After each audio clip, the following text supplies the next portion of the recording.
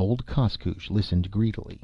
Though his sight had long since faded, his hearing was still acute, and the slightest sound penetrated to the glimmering intelligence which yet abode behind the withered forehead, but which no longer gazed forth upon the things of the world.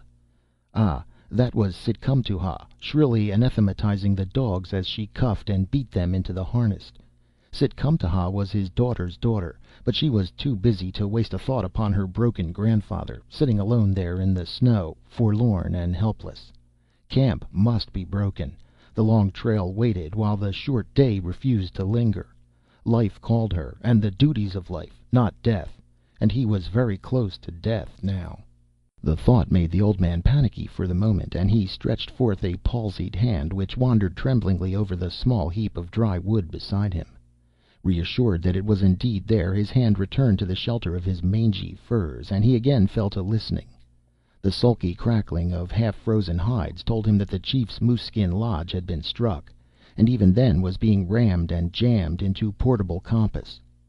The chief was his son, stalwart and strong, head man of the tribesmen, and a mighty hunter. As the women toiled with the camp luggage, his voice rose, chiding them for their slowness. Old Koskoosh strained his ears. It was the last time he would hear that voice. There went Geehow's lodge, and Tusken's. 7, 8, 9.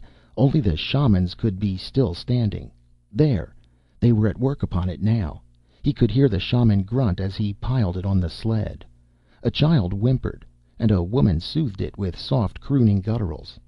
Little Cootie, the old man thought, a fretful child, and not over-strong. It would die soon, perhaps, and they would burn a hole through the frozen tundra and pile rocks above it to keep the wolverines away. Well, what did it matter? A few years at best, and as many an empty belly as a full one. And in the end, death waited, ever hungry, and hungriest of them all. What was that? Oh, the men lashing the sleds and drawing tight the thongs. He listened who would listen no more. The whiplashes snarled and bit among the dogs. Hear them whine. How they hated the work and the trail. They were off. Sled after sled churned slowly away into the silence. They were gone. They had passed out of his life, and he faced the last bitter hour alone. No. The snow crunched beneath a moccasin. A man stood beside him. Upon his head a hand rested gently. His son was good to do this thing. He remembered other old men whose sons had not waited after the tribe, but his son had. He wandered away into the past till the young man's voice brought him back.